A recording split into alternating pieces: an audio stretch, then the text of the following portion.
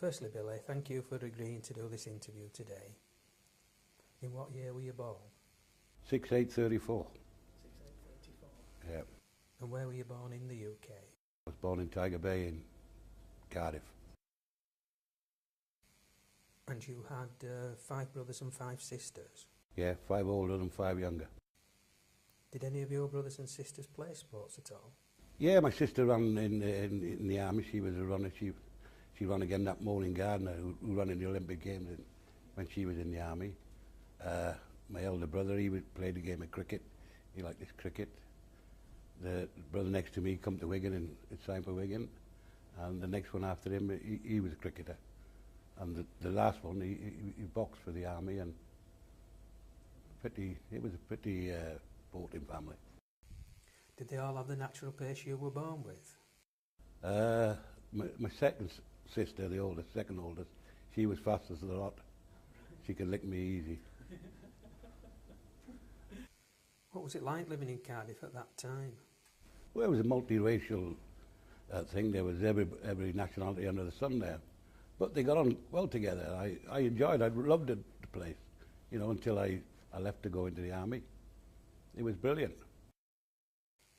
Did any of your friends at that time go on to play rugby league?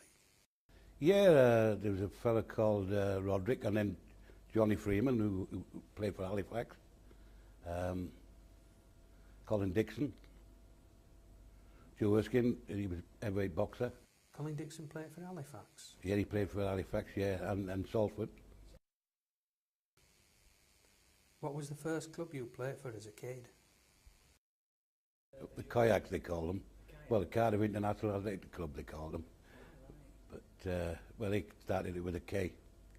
K-Y-A-C-K, Kayaks. At what age did you start playing rugby? Me, I started when I was about 11.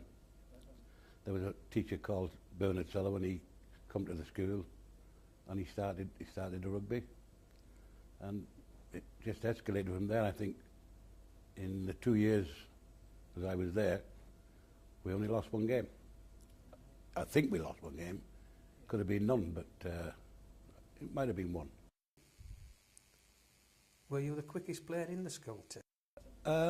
Well, I don't know. The back line was, I think there were 6 of us, and we had the race in the school, and it was a draw, all the lot come and draw. You could have picked a winner, but you'd have to have a camera or something like that, photo finish, something like that. But it was all spread across. We could all sort of do the same time sort of thing. Did kids tend to go play out in the streets more than now? Well, there was a park, and they played everything on this park in Tiger Bay. There was swimming there was a big pool. There was the soccer ground. There was swings. There was everything. They played everything on it. Cricket on the same place where you played soccer and rugby. As kids did in those days. Yeah, well, that was our. But it was good, How did you go on during the war in Tiger Bay? Did sports keep going? Oh, I could only be a kid. I don't know. I remember we used to go to the air raid shelters, when the sirens went off. There was a shelter right across the road from where we lived. In the middle of the street. I remember. It really didn't affect you as a kid. No, you don't realise what's going on. When were you first picked for a team outside of the juniors? Yeah, well, I played for the school team, and then I played for Cardiff Schoolboys. I played fullback for Cardiff Schoolboys, and when I left school, there was no junior rugby, so I started playing football. And I played for Cardiff Boys Club. On the wing, I played. Soccer, and then for the Kayaks seniors I played right back. At what age were you playing for the Kayak seniors? Well, it's around about 14 and 15. And then the Central Boys Club, they put a team in for some players to represent Wales in the Boys Club, and they put 3 names forward, mine, a fella called Lenny Bull and Joe Erskine. weight boxer. And we all three got in. Joe Erskine at stand-off, me at full-back, and Lenny Bullen at hooker. As a junior, you played in different positions. When did you first play as a winger? When I come to Wigan. When I come to Wigan, I played once in the army as a winger. I was injured, and I told the major that I was poorly and my leg wasn't so good. And he kept coming to me and saying, "Come on, Billy, play. You know, I've just had 5 minutes or something like that." And we was only playing a friendly, but he kept coming to make me play. And in the end, he come back and he said, "The major says you have to play. You have to play." And he said, "I'll give you I'll put you on the wing," he said, "and you can have a rest." And Phil Jackson, that's the first time I ever played wing to Phil Jackson. And I got 8 tries. I said, that was some rest. At that time, of course, there were no substitutes allowed, No. so injured players had to play on the wing. Well, I know when I was in the army, I'd signed for Wigan, and they phoned up and said they picked me to play in the A-team against Barroway. So I come across and I played left centre, which I was playing in the army. And then, about a fortnight after, they phoned me again at Catterick, and they said, "We've picked you to play, and we're going to put you on the wing to learn, so you can learn the game." And they asked me which wing did I want to play on. So I said, "I'll get back to you." You know, so I went and talked to Phil Jackson, and he said, "This Frank Castle, which was the left wing, he could catch pigeons," he said, "he was a flyer." So I thought, oh, no, not having chasing me and catching me.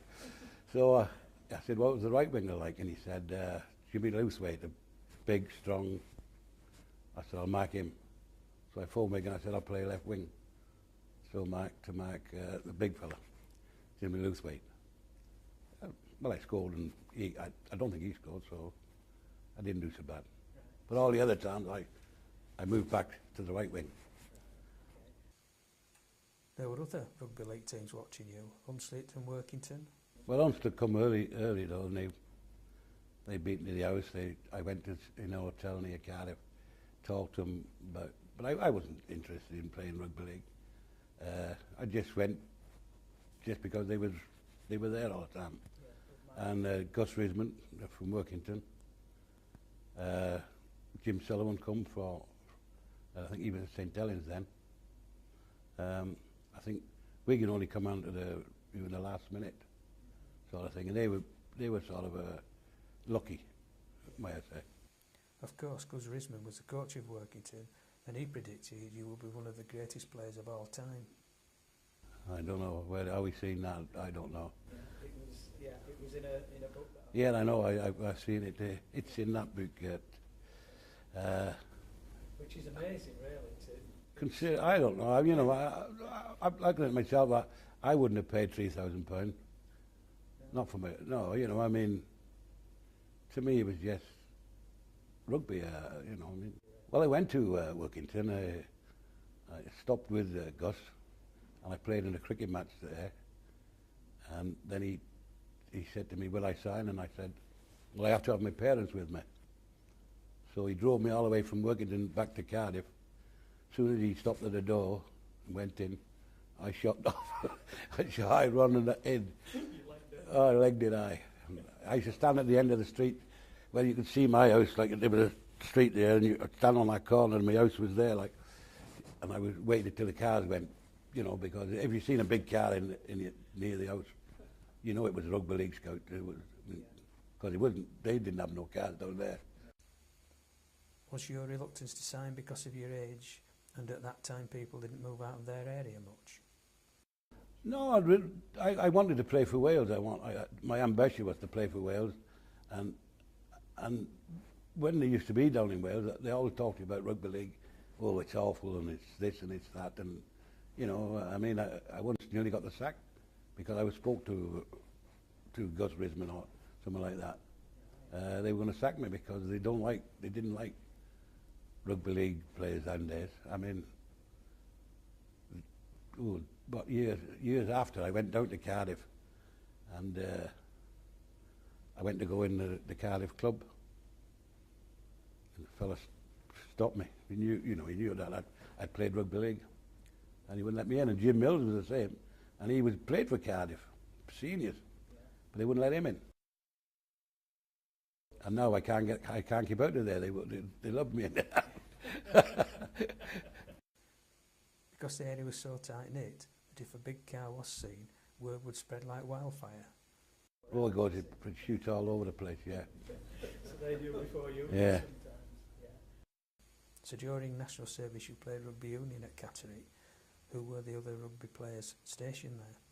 Well, when I first went in, there was Jimmy Dunn. He was the only rugby league player there. He played for Leeds. And then later on, Brian Gabbard has come, who played for Hunslet. And then Phil Jackson, who played for Barrow, Great Britain, he come. I think that was our... But we had some great rugby union players. Yeah. Russell Robbins, who played for Wales and the Barbars and the British Lions. You know, we had fellas from Scotland, like Jimmy Lyle, played for Scotland. McRae, who played for Scotland. There was a lot. Were you ordered to play, or did you have some say in which games you played? Well, I don't know. I don't know how it works, but I played for, like you said, I captained the Cardiff side against Cardiff seniors, and that was on the Wednesday. And like after the game, I went and had a drink, and this fella come up to me and said, "How do you fancy Catterick, Billy?" Catterick. I said, "Well, I want to go to Catterick." He said, "When your national service?" I said, "I've never got anything telling me I'm going to national service." He said, "You will." And the following day, my papers come, report to Catterick. Now, surely how did he know that I was going to go to Catterick? But according from this Major Fraser, who went and sorted it all out and got me to go to Catterick. Do you think they knew that scouts from Rugby League were chasing you? Well, he knew it, but he wouldn't. They would only let they'd only let Major Fraser near me in the army. When I was in the army, they would only let him there. But he used to look after me. He said, "Only Hunslet would come and talk to me. Not Wigan, not Workington, nothing. Just Hunslet, because he was in their books or something." You were still in the army when you signed for Wigan. How did that work? Did they come to Catterick? No, we was down in Aldershot playing in the Army Cup final against the Welsh Guards, and we beat the Welsh Guards. And after the game, we went to have a meal and a couple of drinks, and Hunslet was there, and they was chatting to me and all that. And the following day, I went home, and when I went home, who was waiting there was Wigan with Joe Taylor and Billy Gore, and I went in and they greeted, and I think that they'd give my father a few rums, and he was a bit he was a bit merry. I think they softened him up, and I was talking to my mother, and they said, "We'll give you £1,500." And my mother said no. He said he didn't want to sign. So they said, "Go on, we'll give you £1,500. I said no. So she took me outside, and I said, "Mum," I said, "get rid of him." She said, "I'll get rid of him, son." So she goes in, says, "Give him £3,000 and he'll sign right now," thinking, who are they going to pay £3,000 for a rubbing rag? Anyway, they said, yes, straight away without. And I looked at her, and she said, "I give my word." She said, "You sign that paper." And I signed, and tears in my eyes. Right.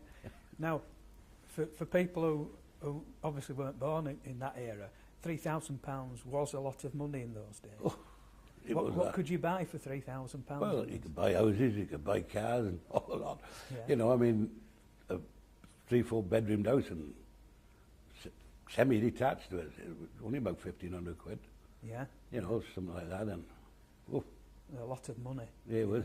Obviously, for a rubbing rag, I couldn't understand it. I mean, I hadn't represented anybody. You know, I haven't represented Wales I could understand. I mean, just a couple of months previous to me signing, Lewis Jones signed for Leeds for, I think it was £5,000. But he played Wales for Wales. He played for British Lions. He'd done everything. Yeah. And he only got £2,000 more than me. But obviously they saw the potential and they were proved right. Well, they must have had a silver ball or something, or a glass, some ball, Yeah. because I wouldn't have done it. You made your debut in the Wigan A team. Yeah, And you were still in the army at that point. Yeah. You remained in national service no matter what. Was there a large crowd turned up at your first game at the Wigan A team? I don't know, I don't remember it. 8,000, I don't know, something like that, 8 to 9,000. Which is a lot for an A team game. Yeah, something like that. Yeah. So obviously, because they'd spent £3,000, people wanted to see, the person behind the £3,000. Yeah, well, I mean, I scored from the first touch of the ball. I didn't do anything, I didn't make it myself. No. This fella called Abwood, he's a Lee lad, but he played for Wigan. He broke through, and I come alongside him, and he draw the fullback, give it me, and I first touch of the ball, I put it down. You can't beat things like that. No. Same on a tour. I went on the tour.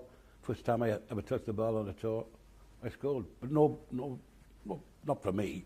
No. People broke through, and I just Yeah. was just at the side of them. Yeah. What position did you play in the A team at that first? Left centre, I played. Centre. In the army, I was playing left centre. But for Welsh Boys Club, I played full back. Right. And you made your first team debut a month later for Wigan. Yeah, we played against Barrow as well. And as I said, I wanted to play against somebody bigger than, not as fast as me. But he said this Castle could catch pigeons, so I chose Lewthwaite. And when you saw him play, could he catch pigeons? Was he that? Oof, he was bad. Yeah. I think Barrow signed him from Coventry or something. Played for Coventry or something like that. He could, because he went on the tour. He went on the tour with me on just on that 54 tour. Yeah. Well, you made your international debut in 1954 as well. Yeah. You were on youngest. Were you about 19 then? Yeah. Okay, 19. And you played for Great Britain against France at Odsal. Yeah. And you scored a try in that debut as well. Yeah. And they pinched the square where I scored the try from Cat. I was still in the army then. Right. And they took the square where they put the ball down. They come and dug it up and take it back to Catterick. Was that a common thing, or was it just? Yeah, well, we had a clubhouse there, and there was everything in there. When I realised that rugby league is far different to that rugby union. When you get that rugby union, you always have to pinch things. Take souvenirs back to the club route. And I remember, I think I played. Don't forget where I played, and there was this cricket bat on the wall, in a glass case, and it's only that big sort of thing, signed by West Indies and all that. I went and got my Mac and gone. And he was on the bus. The major went mad. I said, well, sir, if they say anything, we'll send it back. Anyway, they didn't. I don't think they said anything. But I remember they played at Waterloo, and I was sat in the room there, and on the wall was a big stag's head. How they got that out, I never know, in front of all them people. But he was on the bus when we got on the bus. He was on the bus. Unbelievable. So it was like taking trophies from everyone. Well, they do that rugby. I don't know why. I don't know. Yeah. But we had a clubhouse in Catterick, and it was full with all these, all different things. Even them cans in the road you have, with them oil cans they used to have for road signs. So you never came home with a table and chairs from a pub then in the back? No, that was the one I took. That's the only one I took. I hope that nobody alive to see this might sue me. I think they'll present it to you again, Bill, yeah. if they knew. And you were picked in 54 to tour Australia. Yeah, well, I was playing in the Army, second Army Cup final in Germany against another Welsh team, the Welsh Guards or Welsh Fusiliers, something like that. And I got to know about the team getting picked, and I knew Phil Jackson was going to go as well, and myself, but I didn't tell him. I found out, I told him I'd got picked. He said, what about me? I said, I didn't hear your name. So he was sort of sulking all, and in the end I told him, give me a clout. You're listed as going on tour at 12 stone 8 pounds, so you were a young lad. Obviously you were more of a whippet in those days. No, I don't know where they got that 12, but I was signed for Wigan. I was 13 10 and a half when I signed for Wigan, and when I went on the tour I was 13 10 and a half. Ah, right. Not 12 stone. The minimum I was at Wigan was 13 stone. 13 stone. 10. Which is quite light for a winger. Well, my legs were skinny and that. I mean, the weight, must say, went up a body, and as long as they don't go on your legs, I think you keep your pace. Yeah. You know, if you don't got big legs, you keep your pace. Yeah. Sort of thing. Yeah. Now, what are your memories of the 54 tour of Australia? Was that the first time you travelled abroad at all? Well, I was the first colour fella to ever go to Australia. Right. I think there's been quite a few since, but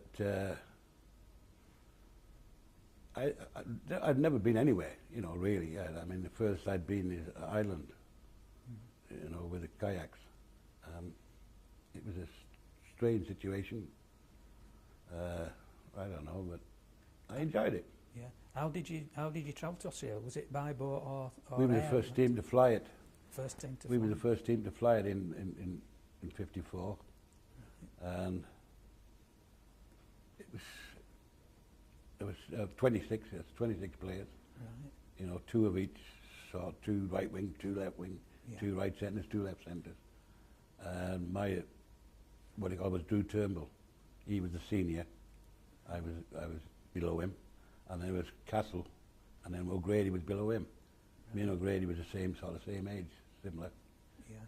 He was just a bit older than me, but Yeah. How long did it take in those days then to fly to Australia? it was about 4 days, I think. 4 days. Where did you stop off then? Any exotic? We stopped everywhere. It was Bangkok. It was everywhere. I think we stopped at Greece first, something like that. Right. And I think we travelled for 2 hours and then down, dropped down and stopped overnight. I think it was a Boeing 707, Right. which didn't go that far. No, do a lot more refuelling in those. Oh yeah. Yeah. And how many matches did you play on the tour? I think it was 19, something like that. Oh, 18 games, I think. Was it? Yeah, 18 games, and you scored a record 36 tries for a tourist, which is not bad going at your age. Well, I don't. It was never mentioned. Right, they never said anything. It was. I think I seen it in the English papers first, but I didn't see it on the tour. There was one famous game on that tour against New South Wales. What can you tell us about that game? Because it was it the first one ever to be abandoned? I remember I wasn't playing actually, but previously it was I don't know if it was at Wagga Wagga or something like that, and Harry Wells was a big centre, and he kept upheld in Dougie Greenall, and Dougie kept saying, "Listen, I've come to play football. I don't want no trouble," and he kept upping him down, So at the end, Dougie said, "Oh well, that's it. I've had enough." And the next minute, he hit this Wells. He was flat. So the following week, we played New South Wales at Sydney Cricket Ground. Right. In front of a big crowd. They were started niggling again. Yeah. And Dougie come over, hit him and punched him and then kicked him and then run. And then they all seemed to pick a man apiece and they all started fighting. And the referee looked at him and he said, "You want to fight? Go ahead," he said. And he walked off. He left them all fighting. I don't think he refereed another game after that. But then we was at the stands and they started coming up the stands to us and I thought, oh my. Anyway, Dickie Williams pulled us aside and got us in the dressing room, otherwise we would have been having a go. And were the crowd ready to join in? Oh, the crowd was coming up. Oh, they was. I've never seen anything like that. Yeah. The referee just walked off and left them fighting. Yeah, yeah.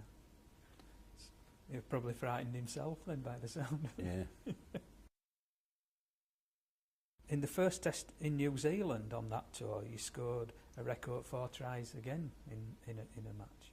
Yeah, the first test, that's the first one we played in New Zealand.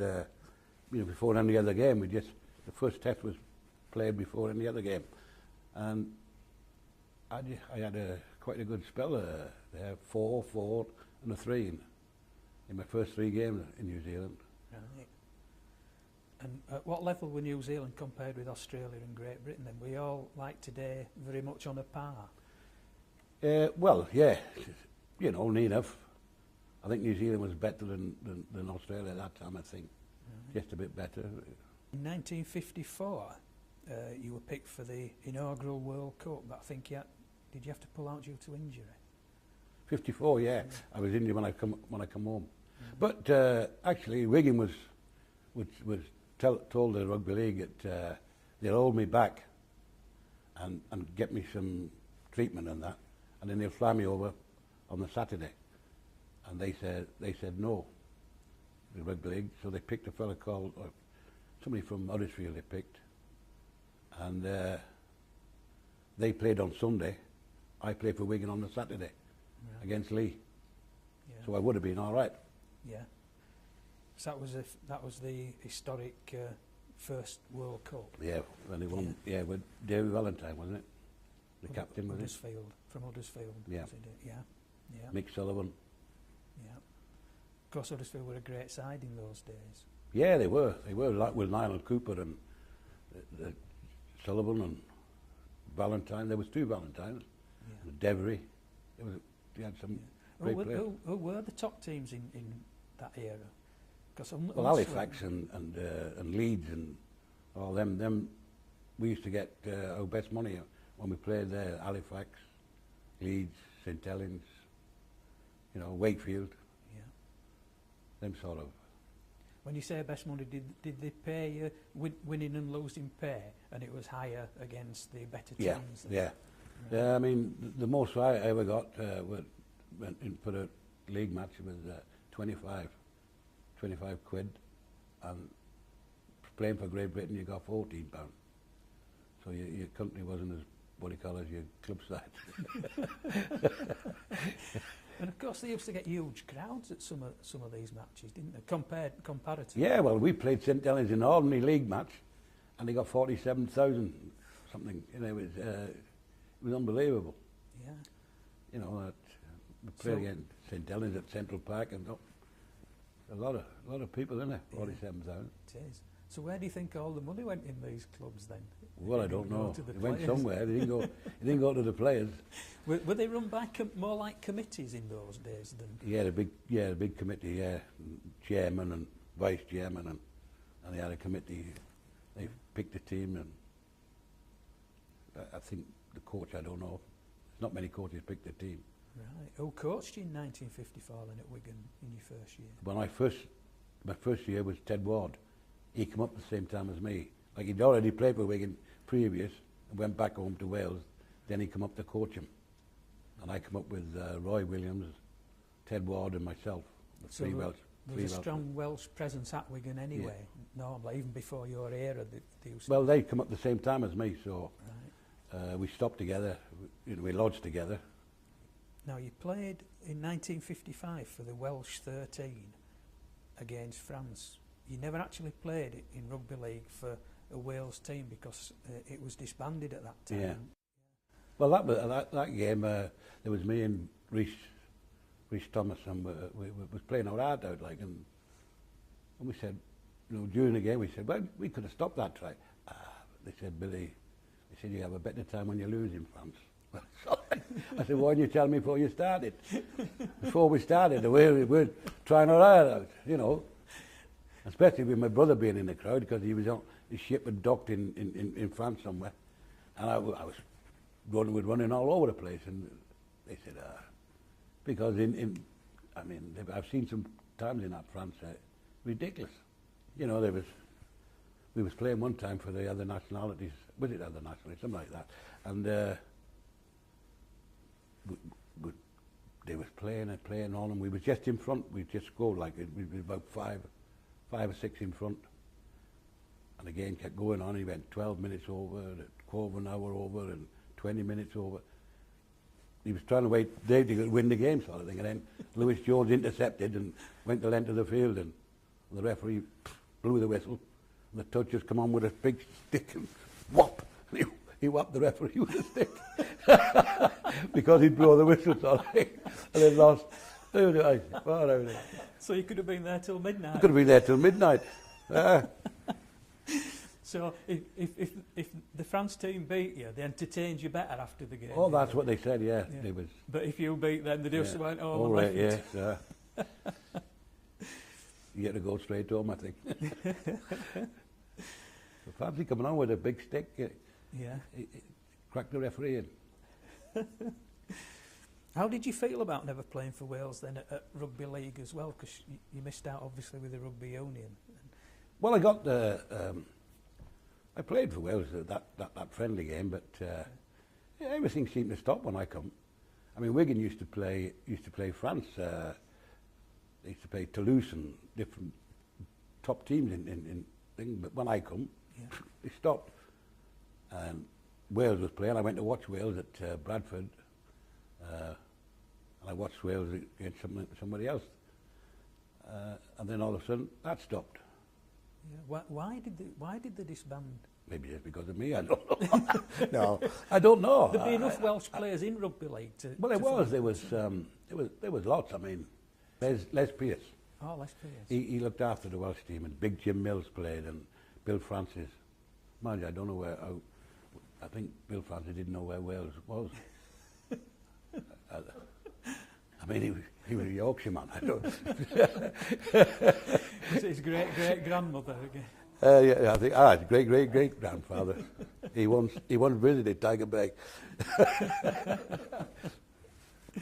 So that sounds a good side you could have put out at that Well, time. they did. They went in the World Cup. I don't know how they got on about it, but they went to the World Cup in Australia, the Welsh side.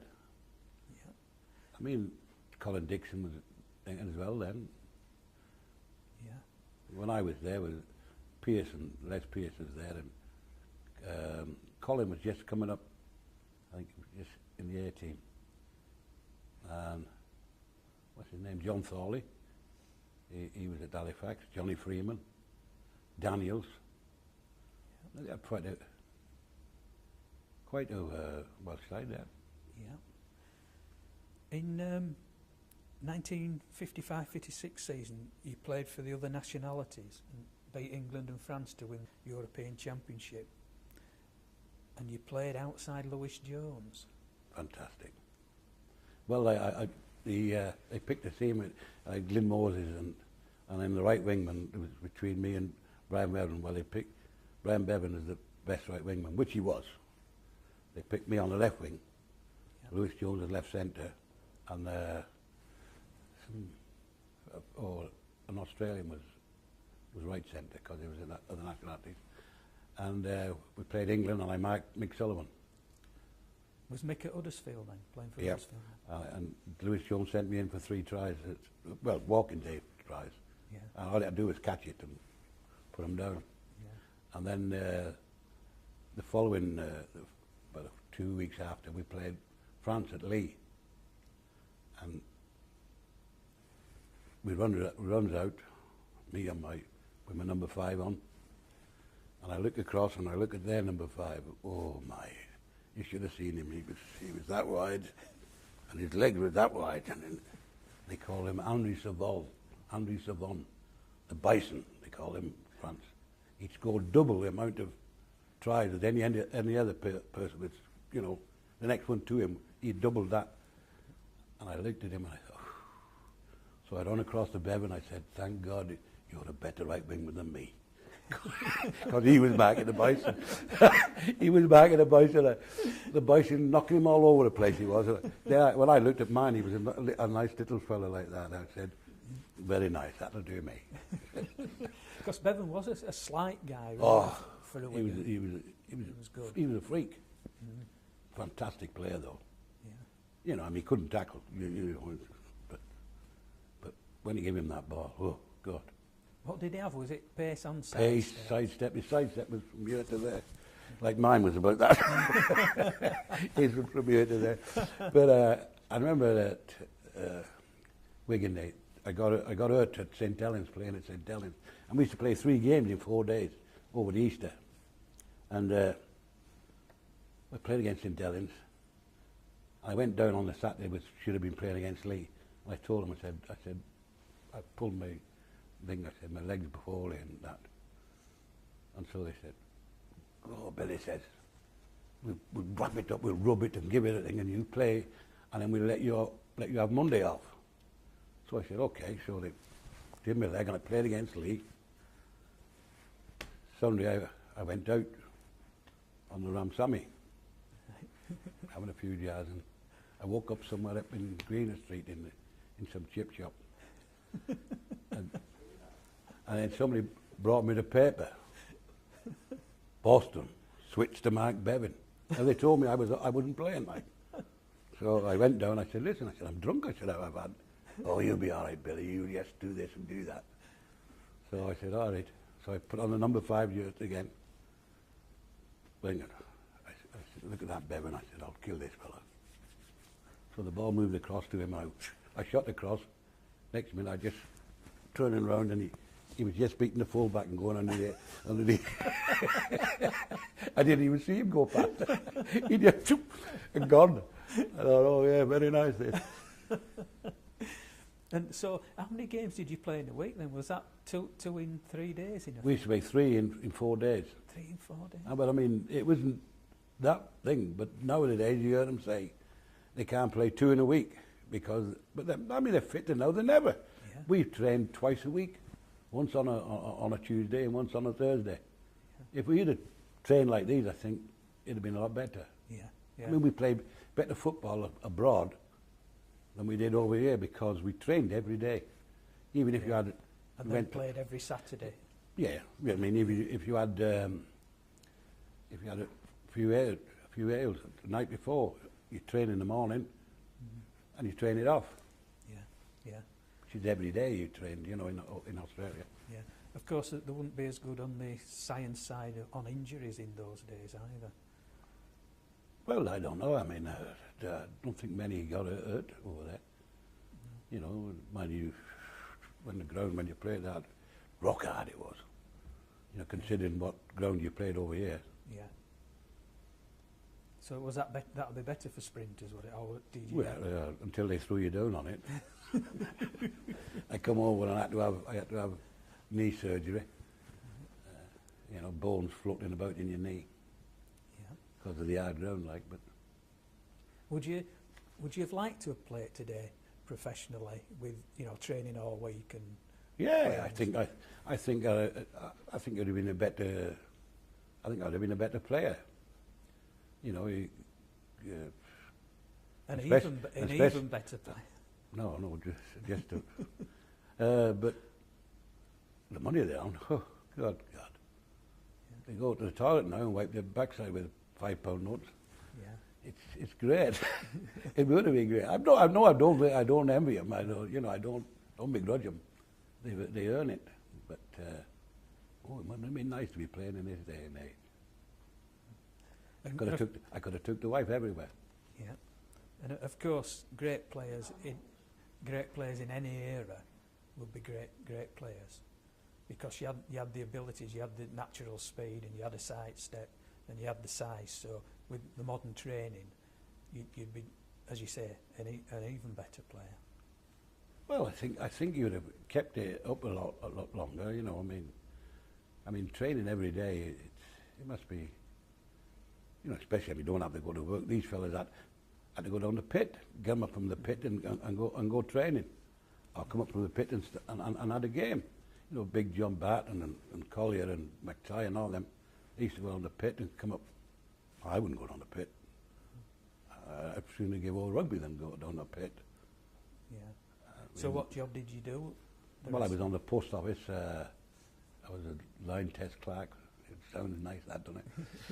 But it was only like I was a fitter's mate, something like that. So I did do a few jobs, and I worked for the wife's brothers, and he was great. Well, he was foreman for a lagging firm. He used to work on the ICI at Runcorn, and the big ICI place. Yeah, the big chemical. Well, I did there for about 14 years. Rugby union, they tended to have token jobs outside the game, didn't they? But Yeah. the rugby league lads tended to work. Yeah, well, they were. Well, I mean, they had to. You could train twice a week, and if you didn't play on the Saturday, you'd no money. They didn't pay you. I mean, it's not like today. If they don't play, they still get paid. So they paid you nothing at all. No. So if you got injured, you No, weren't well, you had nothing. nothing. And yet there were these huge crowds. Yeah, that's what I said. I don't know where the money went, but Yeah. Going back to Lewis Jones, you've played with some great centres in your time, which we'll obviously come to later. How would you rate Lewis Jones as a centre? one of the best I've played. As I said, Lewis, if you let Lewis run, he was one of the greatest. I mean, if you like the Green Owls, if they were sort of playing against him, it'd be a different kettle of fish. But if you let Lewis Jones play, he'd kill you. Yeah. So to play against him, the youths have to get in early. You have to get Stop to him get him before he got in his stride. With that big long stride he used to have. Yeah. Brilliant he was. And of course, Lewis Jones is a legend at Oh. Leeds. Yeah. Did he play all his career with Leeds, Lewis Jones? Yes, I don't. Even though he went to Australia, little team in Australia. It was only a small team, but he went there coaching and playing there, I think. Right. In that same year, 55-56, he scored 7 tries in a game against Dewsbury, and I think that was a club record as well. Well, Dewsbury, I played against Dewsbury. I think it was 3 times. I think because they sort of changed the league after, and I got 7, 6, and a 4 in 3 games against you. They were my favourite team. Did you play against the same centre-wing partnership each time? No. I remember going to Widnes and play Widnes at Widnes, and I got 6 at Widnes. And if you get 6 at Widnes, you have to earn them. Yeah. And the following week, my favourite team, Dewsbury, I got 6 again. So I got 12 in 2 weeks. Well, in a week, wingman gets all the glory, but the forwards did all the work. Yeah. And then you patterned it out to the wing, or to the centre, then to the wing, and the wing, all he did was finish it off what the other people had created, sort of thing. Yeah. That's why today game, I think it's like half-backs tops the try scoring, which in my day, every year, the wingmen top the try scoring, Yeah. And you go back to 80 in a season, and you get to Brian Bevan, 72 in a season. Now they're lucky if they get 30. Yes. Yeah. Very lucky. Yeah. I wonder why that is that the half-backs are scoring more. I don't know. I mean, Are the half-backs a little bit quicker? Or? Well, you got the wingmen there. They got all pace and that, like we got, Calderwood thing, and we hadn't picked him, sort of thing. But you get inside forward, and the ball is on our line, and you get the wingman coming in off the wing and getting behind the acting half-back. Yeah. On your own line. I mean, the likes of Crelius, Odett, and all them men, they'd have loved to see me do that. Boston's coming into our backyard. Oh, they would surely you'd have, you keep out of the way when you're a wingman, you're there to finish moves off, not to get behind there. Yeah. I wouldn't get behind there. You get Carney, every 2 minutes the lad's hurt. Why? Because he's among them forwards. You keep away from them forwards. Yeah. In the same year, there was a cup match against Halifax, and you were suspended after the game. What can you tell us about that? Well, they said it was before, during and after the game. The first thing was I was injured and I had a test on my ankle the day before, and they asked the captain would they play me, and he said no. And they wanted me to play, and I said, they asked me would I play, and I said I'll play if you tell the players it. So they told the players, and so the players agreed for me to play. And I played before the match. My wife was expecting our first child, and her father was going to go with her. I don't know, she was going to go with Norman Sherrington's wife and that. But well, the wife was, you know, and she called off this Mrs. Sherrington. She called off, so the wife was on her own, and to go to Bradford and sit among, you know, with especially if Wigan won, you know, fighting and all that. I went down and asked for a ticket for her dad to travel with her, you know, to look after her sort of thing. So they gave me the ticket, and he said, we'll give it to you at Bradford. So I told him, I said, I'm going up to try to get a ticket for my wife's dad. So I went outside and stood there with a ticket in my hand, waiting for her dad to come. And it was about 20 minutes before the game was thing, and somebody come out and said, come on, you need to get changed and everything. So I said, they could have done that to me first, couldn't they? They could have gone and stood outside instead of letting me go there. Yeah. So whatever, they got a ticket to her dad, and then during the game I scored the first try, and then Jackie Broom gets hurt. Now anybody in the right senses, if hadn't passed the fitness test, nobody in the right word would play me in the right centre, and a cripple on the side of me. Yeah. And previous to that, Eric Ashton had said he wouldn't play on the wing anymore after this game. He wanted to play centre, and he said he'll play in the A team rather than play on the wing. So he's on the left wing, Jackie Broom's right centre, I'm right wing. He gets hurt. They moved me into the centre, and him there, instead of bringing Ashley into the centre and having Jackie Broom on the left wing and me and another cripple on the right wing, he puts both of us together. Well, I was trying to look after Jackie Broom, and this Palmer scored 2 tries. We lost by a point. Yeah. So. But they put you in an impossible situation. We're stupid. Yeah. Who made that decision? The coach on the day then? Yeah, well, he must have done it. He must have done it. He told him to put me into the centre, which is daft when you've got Eric Ashton, who become one of the best centres in the world in the game. Yeah. He was playing on the wing, you see. Yeah. So it was Ernie Ashcroft and Jackie Broom was the centres. Eric was left wing, I was right wing. Yeah. So in effect, they blamed you for that and then suspended you, and it was their decision. Yeah. Of course, that wouldn't happen these days because you'd have had subs anyway. Well, Joe Egan said they wouldn't have done it if he was coach. Yeah. I mean, it knocked me sick. That. Yeah. I mean, it was awful. I thought, and when Joe come over, took over, I sort of gone. I hadn't scored. I couldn't score no tries. I couldn't run. I couldn't even catch him in training. So he took me aside, and day after day we was out on the field. He was running backwards, and I still couldn't catch him. But when he told me, he took me aside, and he told me, he said, if ever that happened again, Billy, you would never take the blame. And he gradually talked me round, and then I come out of it. Yeah. Yeah. So you're really disheartened by. I was. I mean, it was. I thought what they did was. They didn't want people to talk about our defeat. All they talked about was me getting suspended. Right. They forgot about we getting beat by Halifax. They forgot about that.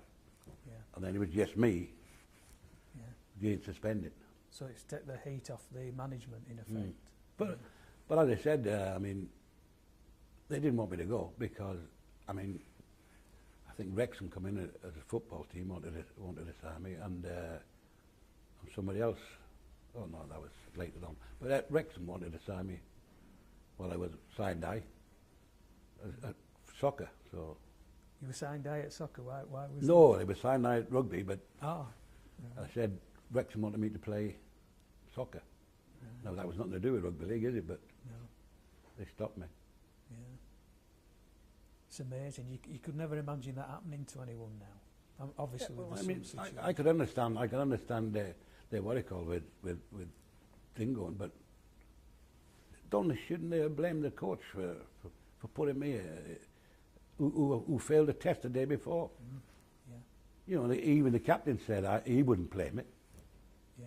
which is Ernie Ashcroft. Yeah. I called him and he said, "Would you play me?" He said, "No." Well, how did you find the reaction of the fans then at that time? Well, a lot of people was saying, you know, writing to our house, and we had a lot of letters and things, and little lads coming to the doors and all that. But there was a woman from India somewhere, and she sort of wrote to me and told me to take my medicine and go and sort of make my peace with the club, sort of thing. And we did. I went down to the club and I apologised, which I don't think why I should have, No. because it was their fault. And I apologised and I was back in the fold. Yeah. Was that then the lowest period? Yeah, it was all. I thought it was terrible. It hit me hard, that. Yeah. You know, I thought I was doing them a favour by playing on the day. I mean, everybody, they can always say that to you. Go, oh, come on, play, Billy, and all that. They did it time and time again with you injured, you know. And then it's not fair to the crowd, because the crowd says, "Oh, that boss is not fit," or "He's done it," you know, things like that. Yeah. But of course, the crowd never knows that they're in effect asking you to play when you shouldn't be playing. The yeah, crowd's I mean, never I told think that, have they? I think I've played about three times out of the 6 times I played Wembley injured. Eric Ashton must have played 3 or something injured. Yeah. But they don't tell the people No. after we took a risk. We took a risk. That was my life, Yeah. or my career, or Eric's career, or whatever. 1956-57, Eric Ashton was moved to the right centre to partner you. Can you tell us something about Eric Ashton, Billy? He's one of the greatest players, captains and player, as I've played against or played with. He's a fantastic player. I mean, little people don't know, right, that between us, we've scored nearly 1,000 tries between us. I mean, it's fantastic. I don't think that will ever be beat. I mean, his long strides and his glide, he used to glide through, and as a captain, he's one of the best. Both tactically and with the players, you know, was it good to play under as a captain? Yeah, he was quiet. If everybody said he was quiet, you know, and he wouldn't do. But when he had to, he did. I mean, we played in a match. I think it was at Hull, and I told him that I broke my finger. And his first words out his mouth, "You're not going off." You know, it wasn't any Billy, oh, I'm very sorry or something like that. You're not going off. So, you know, I mean, it's not bad, is it? I said, my finger's broke. You're not going off.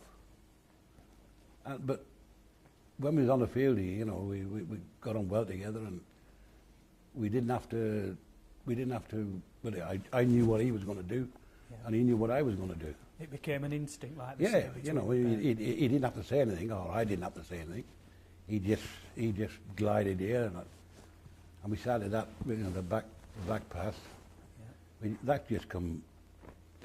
We didn't practice it or nothing like that. It just happened. In the end, was it like they say today? You could tell by his body language, and vice versa. Yeah. Exactly what he was going to do. Mm. Yeah, it just becomes second nature. It was unbelievable, you know, with the way. I mean, same off the field. We ended up, you know, straight after the game, he'd go home to sit down, bring his wife back, and then we'd be out together. You know, me and the wife, and him and his wife. Every Saturday, you know.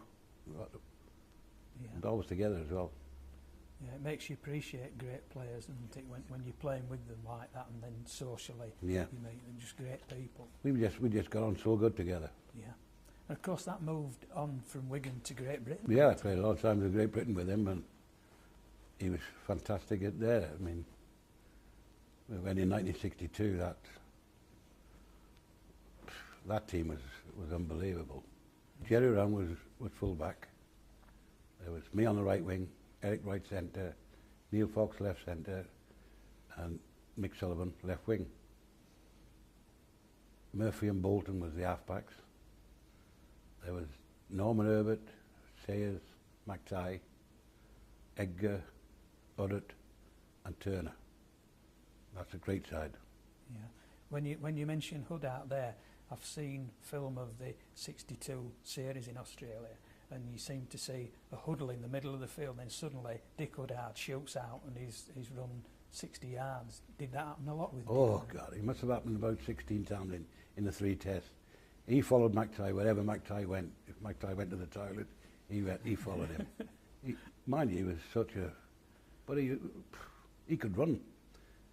He did more than the back, you know. I mean, we were lucky to run 60 yards, but he did it about at least 16 times. Yeah. So that made him one of the great second rowers. All right. Well, you see, you got somebody who, what do you call, with Edgar, who takes the stick and that, and then Dick does the running, which is, that's what it always should be. You always have to have a runner, and you have to have one who does the graft, which was Edgar. Dick done the running. Yeah, because rugby league in general is about great combinations, and that was a great exactly. I mean, that, like I said, me and Eric, Sully and Foxy, and you got Dick Uddett and Edgar. Yeah, and was there were the pack of forwards more experienced than the backs? Because wouldn't Murphy and Fox be fairly young in those days? Well, I think Murphy was become the youngest player to go on that when he went on that 58 tour. Right. He beat my thing with just that couple of months, I think. Yeah. So he became the youngest player to go on the tour. Yeah, so he'd be about 23, 24 in this 1962 series. Yeah. And would Neil Fox be about the same? Something like that. Yeah. I thought Foxy might have been a bit older, but... I hear this name, Bolton. Obviously, he played with you at Wigan as well. Yeah. And made a few What kind of... Was he a scrum half or a standoff? Standoff. Standoff. And what were his great attributes? Well, he was pacey. He was pacey, and him and Murphy got on good together. They combined well. Like you said, you have to have pairs. You know, second rows, centres, standoff, and scrum half. Murphy and him was spot on. Murphy did the running from the pack. And Dave Bolton would be back him up. You know, but always at the side, ready for receive the pass. He'd plenty of running, and he was pacey. Yeah, because Murphy was very well, very he was like lightning. Yeah. From the back. He was another with a great side step as well. Alex, yeah. Well, he's like a jerk, wasn't it? A jumpy shot, I think. Yeah. How did he get on with the Australians? Because wasn't Murphy a bit mouthy with? Oh, he's always the same. Murphy. He never stops. But did he start the trouble and leave the Fodds to sort it out? No, well, sort of. But no, it wasn't as bad as the 54. 54, it was rowdy, but the 62 wasn't. And I didn't go on the 58, but there's any wonder after the 54 when they stopped the referee stopped the game off, walked off. I mean, they were fighting all over the place in that 54. That's why they didn't go in the 58. So people said that we had trials and all that. There's no way most of us was going from that 54 side. It was like one of these cowboy films. Shoot out at the OK. Oh, they were fighting all the time.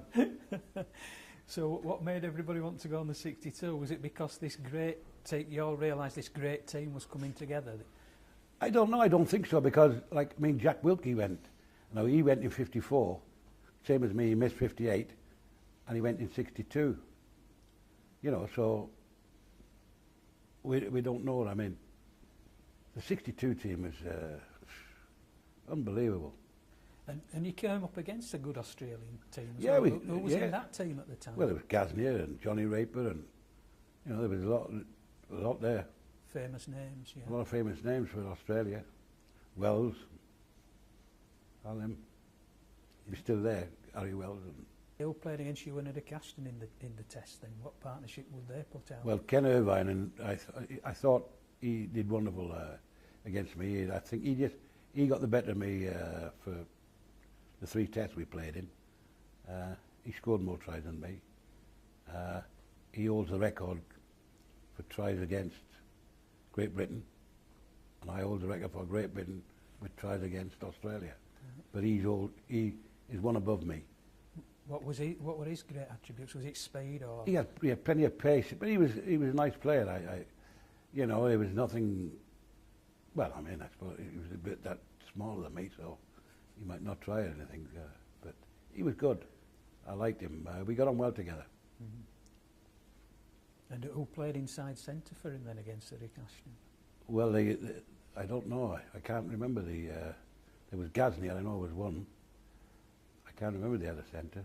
I know there was a sprinter who was on one wing, Cleary, what I call Cleary. It was the other one, I think. But and how did the matches go? And did you win the first? we won the matches first 2. We won the first 2 tests. to win the Ashes. Yeah, we won the Ashes in Brisbane, and then we got robbed in the last one. Oh, daylight robbery. I've never seen anything like it in my life. Yeah. People won't believe it, but it's on tape. Johnny Raper put this on tape. As we were, there was a fellow who had a broken rib. One of the second row had a broken rib, and he was, as you said, no substitutes.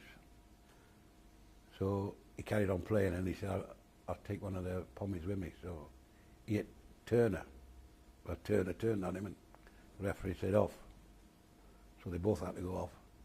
And then we got Eric got us all together. He said we was winning 17-11. We was winning. Eric got us together.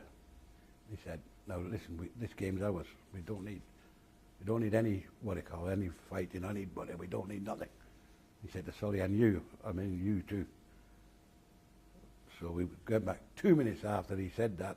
Sully come from one end of the field to the other and cracked this fella. I said, "What you do that for?" But off he went. So we're down now to 11 men. Right. So we had a kick off under the post.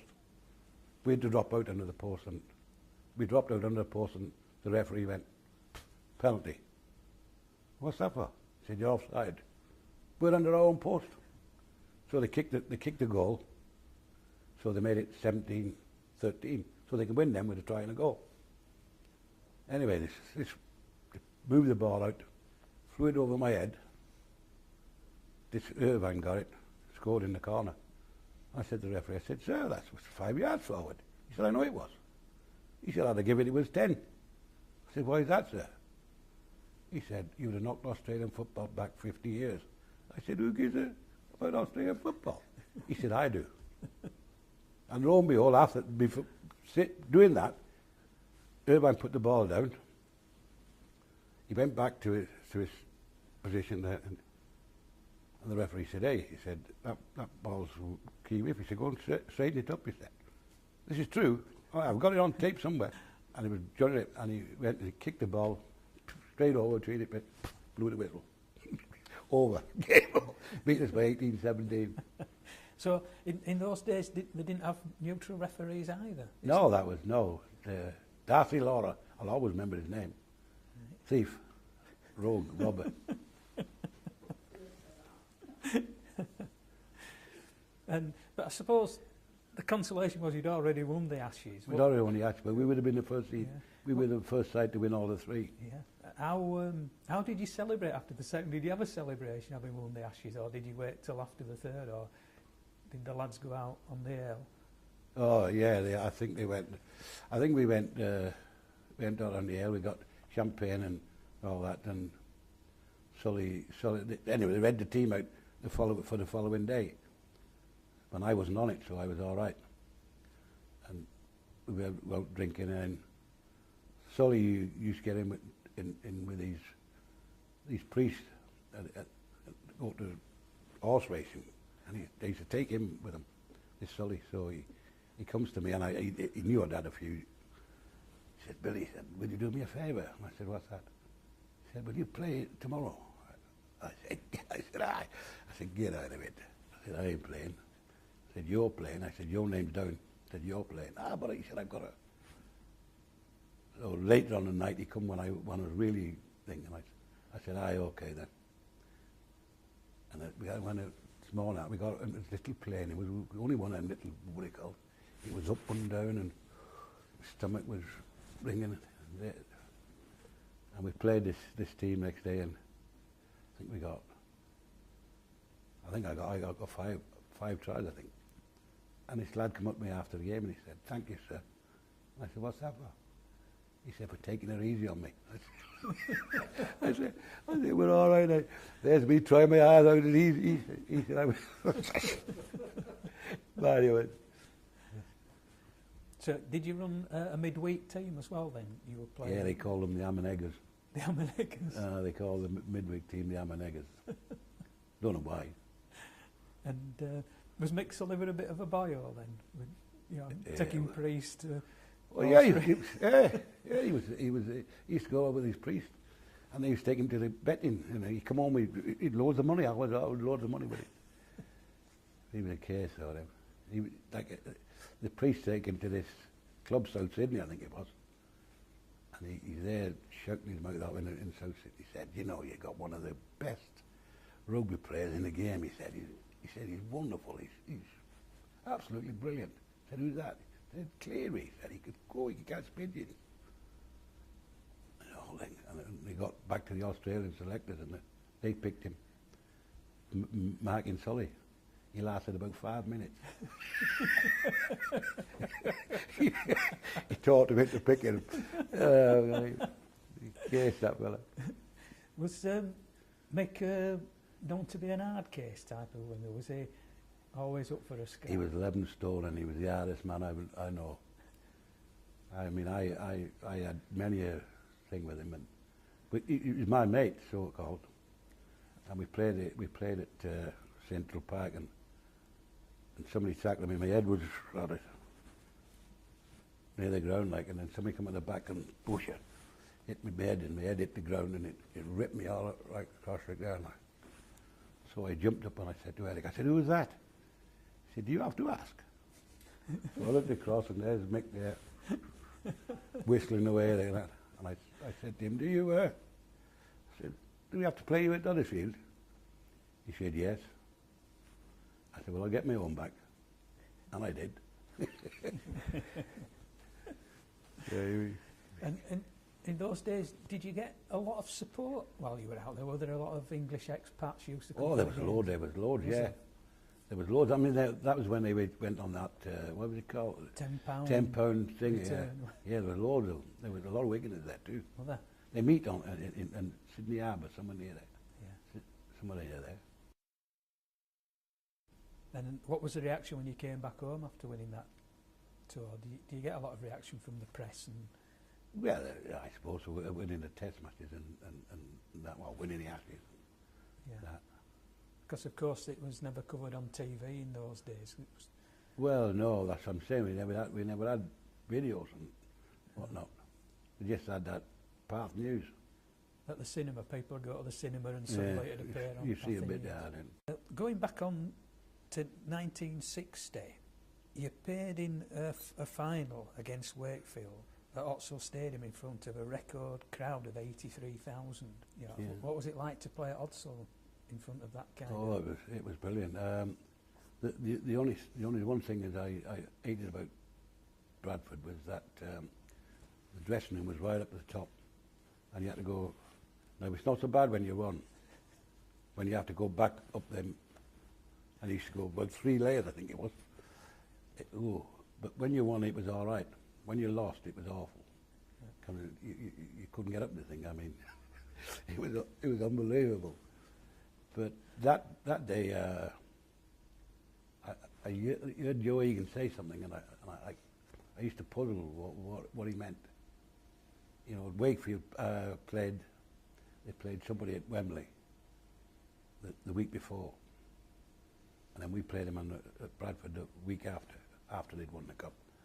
And he said, he's weighing up the game, he said, don't worry if they score in the first 5 minutes.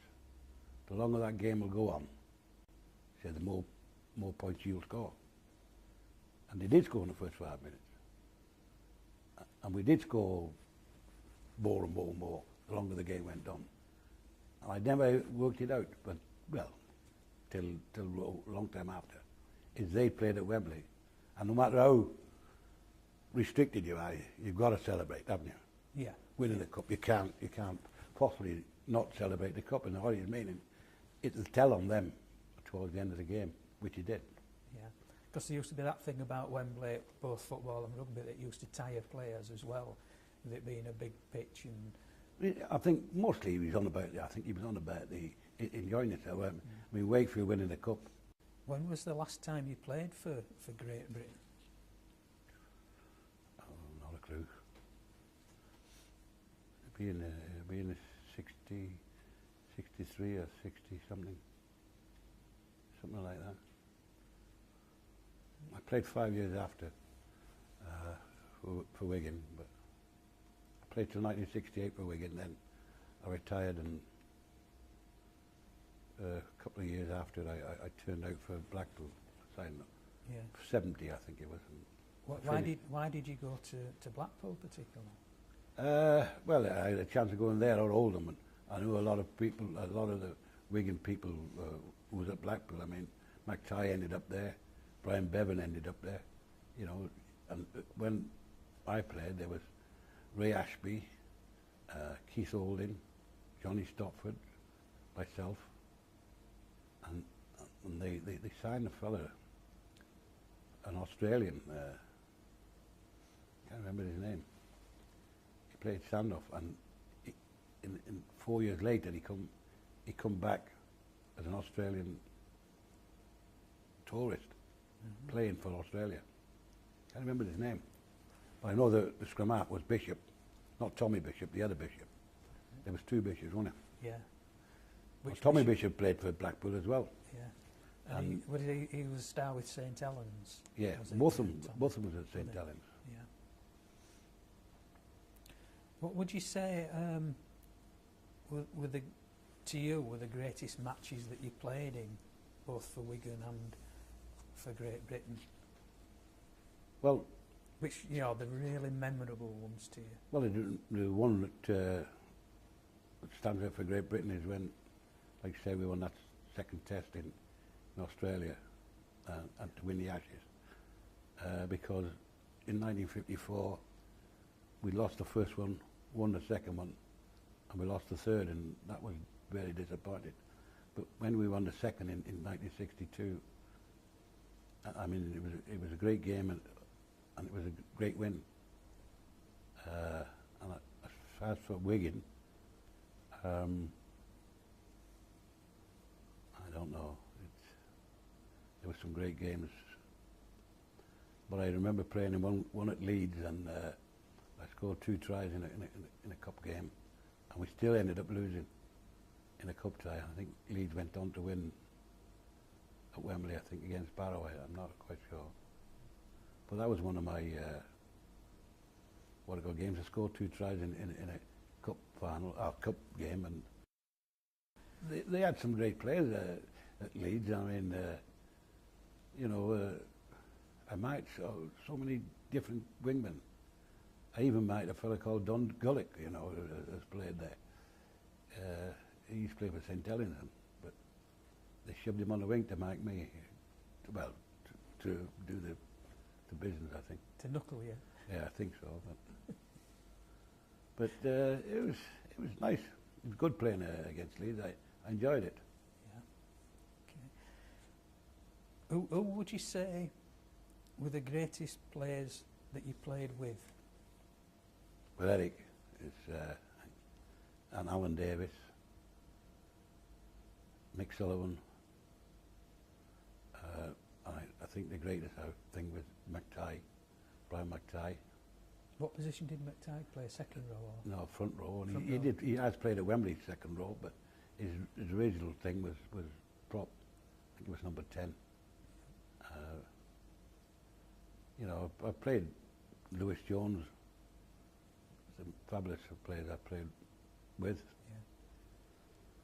And the man I didn't like marking was the mighty Mick, his friend. I should Now, say. Now we're finished, he's a friend. outside of your playing days, what have been your greatest moments linked to rugby? Well, I would think when I got thinking about it was about 18 years ago, I think 18, 19 years ago, I got a call from the Welsh Hall of Fame, and they wanted me to open the Welsh Hall of Fame, which to me was one of the greatest moments of my life. I mean, to think to go into the middle of, or the centre of where rugby union is, and to open the Welsh Hall of Fame, it was fantastic. And this was a Hall of Fame covering all sports? All sports, and I mean, there was Di Reese was in it, and there was a woman called Morrow. She was a hockey player, and there was a boxer and golfer, and there was a girl runner, and Lynn Davis was in it, long jump. Lynn Davis won the Olympic long jump title. Yeah, didn't well, he was in it, and there was me at the side of him, opening the Welsh Hall of Fame, which to me was fantastic. And the next biggest thing is, I don't think many know it, but where rugby began, which is in rugby, where it's the rugby union, isn't it, and whatnot. That's the rugby school, wasn't it? Yeah. Well, Rugby League in the town there is all names of rugby players, and all through rugby, and there's 3 rugby league players in it, which a lot of people don't know. There's Brian Bevan, myself, and Neil Fox, which is in rugby union sort of thing. So that gave me a lot of pleasure as well. It just shows that great players transcend the prejudice that was around between union and league. Well, that's what I said when I couldn't get into Cardiff. That was when thing. But now they've sort of changed. It's all right now. I mean, we're never out of there. They even made me honorary member now of the Cardiff Rugby Union. Yeah. I mean, they wouldn't let me in before. Yeah. What did they actually? So you turn up in your own town to go into the Cardiff Rugby Union club, and they wouldn't let you in. They wouldn't let me in. Me and Jim Mills it was. Yeah. And the thing is, this Lloyd Williams, who I played at the school level, you know, but he played for Cardiff and that. He come running out and he said, "Come on, Billy, I'll take you in. I'll get you in." I said, "No." I said, "If they want me," he said, "Come on." And I went in and I couldn't believe it. There was more St Helens supporters in there than there was on the ground. Unbelievable. You know, but they were all right. Yeah. Because I played rugby league, they only support us, so they were all right. Yeah. Unbelievable it was. Now I've never been, I go there, every time I go there I have to go to the Cardiff Rugby Union. Yeah. Like, I'm now an honorary member. Yeah. And are they all buying you drinks all night? Oh, we're all right. I'm with Leddy Williams and Dr. Jack Matthews. And we meet them every time when the Hall of Fame is on as well. How many times did you appear at Wembley, Billy? 6. 6 times. And how many times did you win? We won 3 3. and we lost 3. But we was the first team to win consecutive Right. Wembley. And what years were those? 50, 57, 58 and 58, 59. And we went in 61. That was our first lose. That was against St Helens. Then we went again in 63 against Wakefield and we lost. Then we went in 65 and we beat Hunslet. Then we lost to St Helens in 66. What did it feel like to go out at Wembley? Is it as good as people say? Yeah, it's fantastic. I mean, no matter where, I know I was born in Cardiff and I know the Millennium Stadium was brilliant and all that, but I myself, I like Wembley. I still do. I know it's a beautiful stadium and it's a beautiful surrounding in Cardiff. It's everything is lovely about it, but when you talk about rugby, you talk Wembley, you don't talk Millennium Stadium, because Millennium Stadium do everything there, don't they?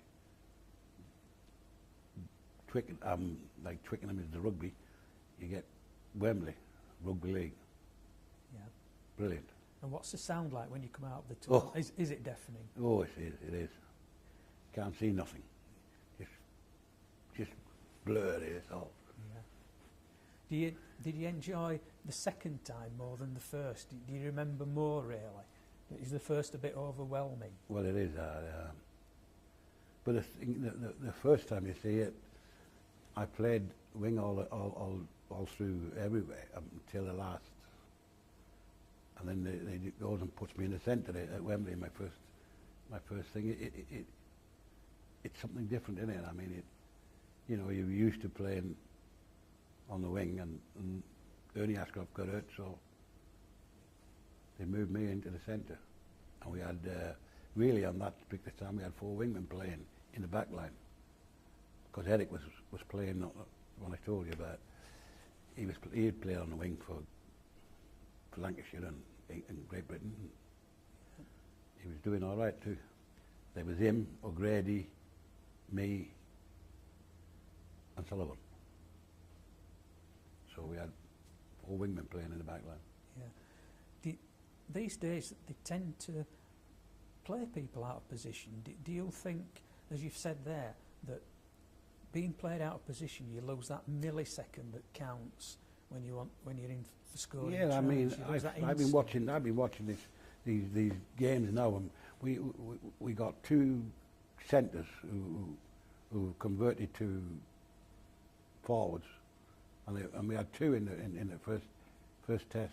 You had him from St Helens, the Yorkshire lad, Gilmore, yeah. And then you had Johnson, the Wigan lad, yeah.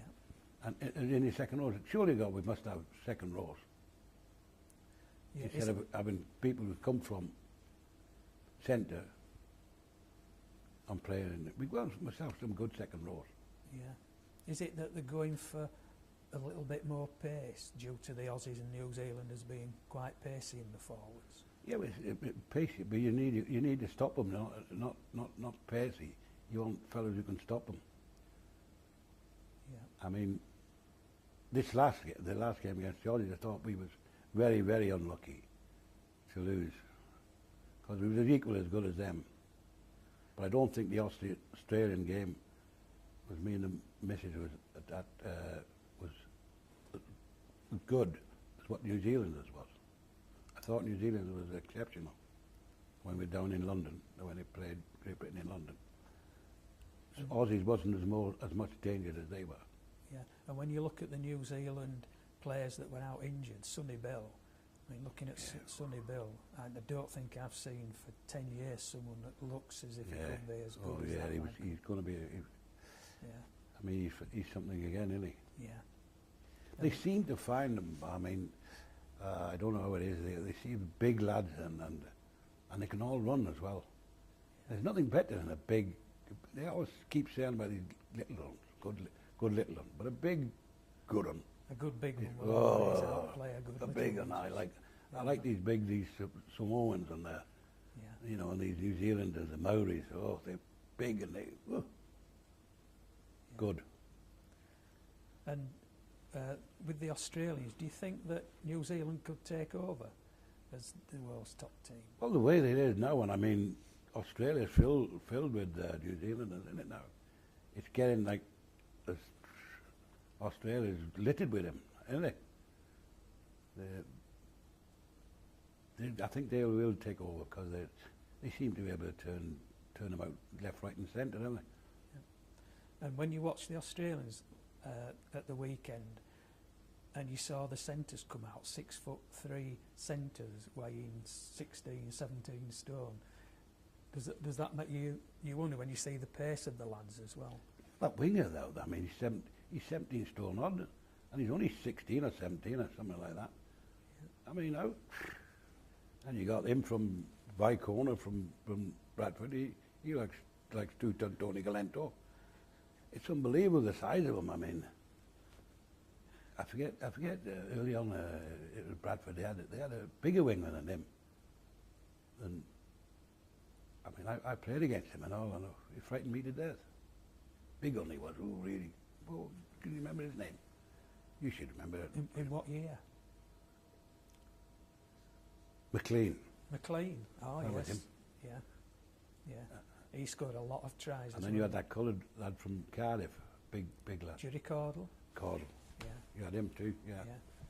And I seem to think in my memory I once saw Caudle catch Martin afire at Widnes, but I'm not sure I dreamt that one. But I know they didn't like each But other. then Huddersfield had Lionel Cooper, didn't they? Yeah, yeah, A before big, Manchester United. another big fella. Yeah. But that McLean was one. I mean, he must be well bigger than that. By corner. Talking about Bradford, you knew Trevor Foster very well. Very well, yeah. And the one thing that sticks in everybody's mind in Bradford, it was Trevor and Joe Phillips, though I never saw Joe Phillips, but it was Trevor and Joe Phillips that actually reformed the Yeah, Bradford they did. club. Yeah, yeah, they did. I remember that. Yeah, we owe them a huge debt, and to the other rugby league clubs who actually virtually gave them place to restart as well. Yeah, they did well. They did very well. Yeah. Trevor's another legend, is he, down Wales? Yes, he legend down Wales. I mean, I remember him on the pitch, and we went down for the Welsh, something to do with the Welsh thing, and he was running on the pitch, and he kept saying to me, "Come on, Billy, catch me," and all that. He's 80 odd. He was 80 odd. I was, and the fella come running on there, and he said, "Come on, sir, do you mind getting off the pitch?" I said, "The man's 80 odd." I said, "He's not going to do any damage to your pitch." "Come on, brother." So he said, you got your job to do, and I got my job to do. I said, 80-odd-year-old man going to ruin his pitch. Yeah. Was this at the Millennium Stadium? Yeah. Was it? He was on with something to do with the Welsh. It was Welsh Rugby League down there, you know.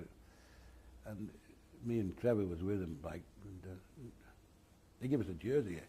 Well, they gave me my jersey because I never got one for, you know, you said only playing that one game, and they gave me a jersey. Right. And would you have liked to have played at the Millennium Stadium with the roof shut? Well, I've played. I've played there. I've played on there, and I've played on the other side as well with the cricket. I played cricket on the other side, and now that's Cardiff ground actually now. Yeah. That where the cricket used to be. So you were good. You were good at cricket as well. I don't know where it comes from. I don't know where it kind of come from my dad, because he was about 5'4", and he was. I mean, his only sport I ever known him play is cards. That's all he ever. Did he win? I don't know. I don't know. He's 15-2, 15-4. I still don't know. Understand that game. Yeah. But I mean, I don't know where it comes from. My mother was a big Irish lady. So you got your speed from your father and your size from your mother then? I can't see my father being speedy. He was slower than a god's horse. I don't know where the sport come from in that family. I don't know. I represented Cardiff in 5 different sports. What they call them. I don't know where it comes from. So you went. Was that football, rugby union, rugby league, cricket? Table tennis. Table tennis. Yeah, table tennis and basketball and boxing, and I don't know. He was one of your big friends was a boxer, wasn't he? Joe Erskine, yeah. Yeah. Great man, great fella, great. He come up a time or two to. He come when we beat Oldham. After 13 consecutive losses, we beat Oldham at Watershed, and I scored right in front of him. It was just, I put it down there deliberately, just in front of him. I should have gone under the sticks, but I thought better. I don't know. You had time to spot him in the crowd. Yeah, he was there in the crowd, just, you know, where he used to come out. Did he ever say if he'd have swapped you, would he have liked to have played professional rugby league, do you think? He was a good rugby player, but he got hurt in one time when he was going to fight for the British Championship, and his father banned him then from playing rugby. He played for Wales Boys Club. Right. And he played for Cardiff Schoolboys at the same time as with 3 of us again, for the Cardiff Schoolboys. He played standoff for Cardiff Schoolboys, standoff for the Welsh Boys Club. He was a good player. He was a good all-round player as well. He was a table tennis player and boxer and cricketer and rugby player. Yeah. Was that a thing where mates used to egg mates on to play all the different Well, sports? yeah, there was nothing else to do, was there? No. You know what I mean? They got televisions and videos and what do you call them, laptops or whatever they call them things. Yeah. If you played against Joe Erskine, probably as a lad, would you rather played against him than Mick Sullivan, who was the one that was Oh well, punched you on the nose? Joe was what he called, but he didn't have a big punch. He was a great boxer of sort. You know, I thought he was better than Muhammad Ali, boxing wise. Yeah. Not the other wise. Mick, ooh, I'd sooner play against Erskine. And he was sometimes 17, 18 stone. Yeah. Mick, he's 11 stone wet through and terrible man. I wouldn't trust him as far as I can throw him. He's a friend and all of that. God help his enemies. They used to say that, didn't they? That beware of the little guys. Oh, beware of him. My friend, when he was like that, and I had to go on a tour with that. Straight away after that game, we went to rugby league to get our jerseys and blazers and to go thing, and there was me with this thing right there. In the photographs. With Yeah, this all photographs, a big scale right there. Friend that was. I wonder what he'd done to him if I was his enemy. Did he end up fighting with the Aussies a lot then, Mick? Was he? Because Aussies, they were into Only on the fight. field, he wasn't bad off the field. I mean, he wasn't like that 1954 tour. I mean, they were terrible off the field. It was like one of them cowboy films. Yeah. Throwing them over the bars and Were they trying to beat you up like the week before so that you'd be out of the tests? I don't know. I mean, they just tormented them and stirred and these lot was us lot, me as well, was so easily intimidated. So we lost it. Yeah. Because even it's only really in probably the Superleague era that that's gone out of rugby league because of probably the speed of the game and giving penalties away and giving field position and all this. You don't see it now, do you, in rugby league as much? Well, I mean, that's what the ladies liked, didn't they? I mean, they call them the heroes and the tough guys and you know, you had a really mixture of the ladies and the gents and the old age people and, you know, I mean, I used to have been on the wing, you know, with the inside that central park when they had all them seats round the inside, you could hear everything. And there's one place I'd never used to go, and that's Featherstone. Oh, what an awful place that is. Oh, the language you get from that. I mean, my mother was married. And my dad. They called me some awful names, you know. Right. But forget one time, Wigan dropped me and put me in the A team, and forget who we played. We played somebody in the A team, and they were playing Featherstone, and they were all laughing at me like, I said, I'll get winning money. I said, you won't. And they didn't. Not to go to Featherstone when all them people's on top of them and screaming and shouting at them. Yeah. I got winning money, they didn't get winning money. Well, there used to be a theory at Featherstone you were better playing down the hill. It never seemed to make much difference which way anybody... It was a place to go, that, wasn't it? And you got that Bradford with that down that, oh God. Yeah.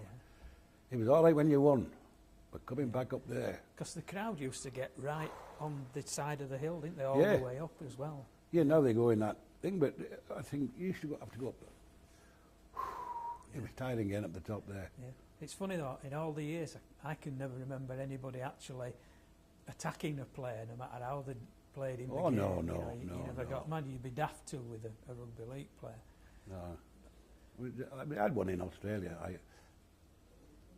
I had one in Australia. He was you know, we end up like the Bradford game like that.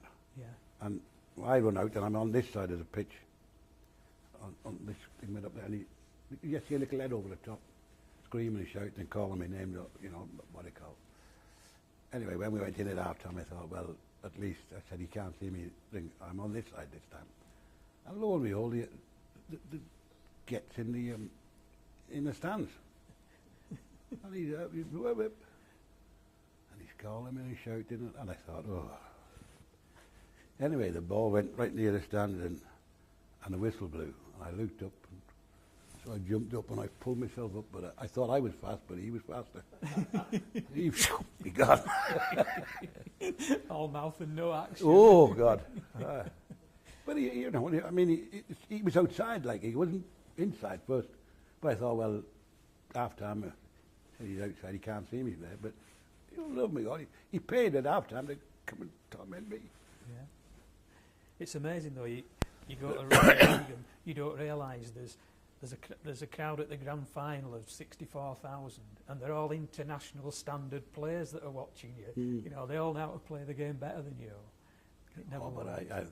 that game, I think, you know, when you said I scored them 4 tries, if I could have, I said to Grady, I said, will you swap over at half time?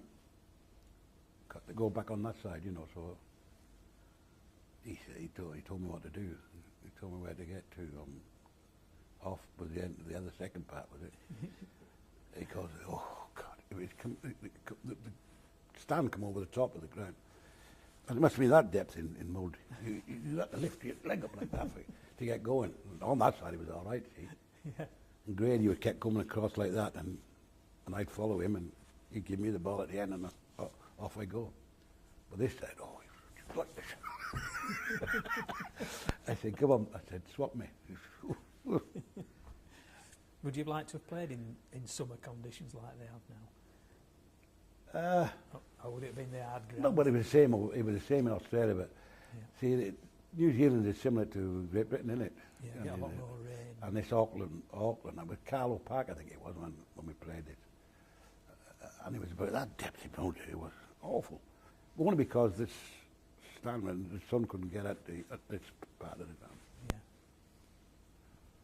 Thinking about the modern game, saying since Super League started,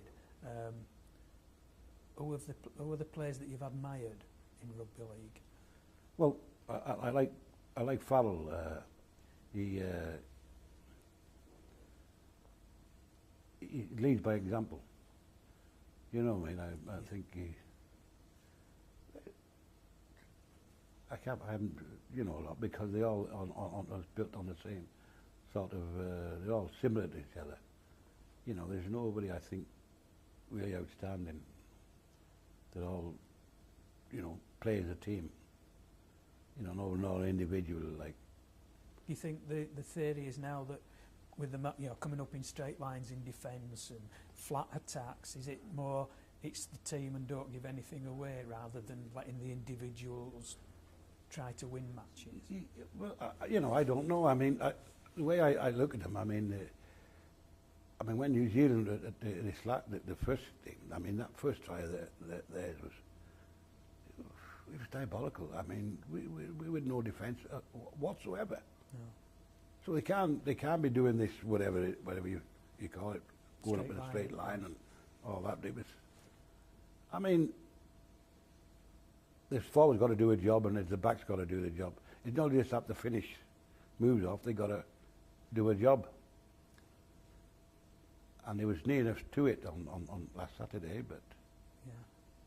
But you find that the Australians, even when they're not playing well, which is a rare event, they fall back brilliantly onto defence, don't they? They can just man-to-man tackling. Yeah. I mean, Great Britain were good on Saturday against them. We did a lot of one-on-one tackles, but usually it's the Aussies that are doing that and stopping it. Yeah, but look at it. Yeah, but look at the other way. There was the Aussies beat, or the New Zealand beat the Aussies 30 points to 20 something. And then the Aussies beat them 28-26. Yeah. So somebody's letting tries in, isn't they? Oh, yeah. On both sides. So they're not practicing what they preach. No. Are they? So. No. But some teams sometimes seem to go like that. You know, it's either all defence or flat out attack and forget the defence. Well, that Australian side I seen at Leeds, Ellen Road, was far better than what I seen last Saturday. Yeah, unless they just had an off day. Or but that game last year was nearly the perfect rugby league game. But I've never seen any team play as well as that. And Great Britain didn't play that. Great Britain didn't play that well, did they? I mean, No. sometimes it happens. You know, it just happens. Yeah. You know, and then the more you try, the worse you get after. Yeah. Because you get, you know, we've done it like when we're playing about Liverpool. When we played Liverpool, when I played, all I wanted the night before a game was to have a bad night's sleep, worrying about the following day. Yeah. But when you play against Liverpool, you slept well, and you thought, well, all we have to do is turn up. But if they started to got a couple of tries or fluky tries or something like that, and the harder you try, the worse you get. Yeah. I always wanted to have a bad night because I'm worried about who you're playing against the next day. Yeah.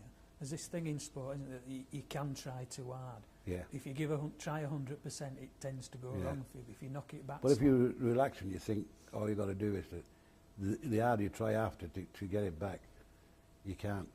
Yeah. When you said you cried when you signed for Wigan to play rugby league, how do you feel about that decision now? It was the best mistake I ever made in my life. I've enjoyed every minute of 50 years. I enjoyed 50 years at rugby league, and it's been great, fabulous. I also have been married 50 years, so I met my wife, and we've got 5 bonny children. Great. I'm glad I made a big mistake, but it was best.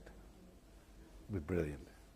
Billy Boston, MBE, thank you very much. Thank you.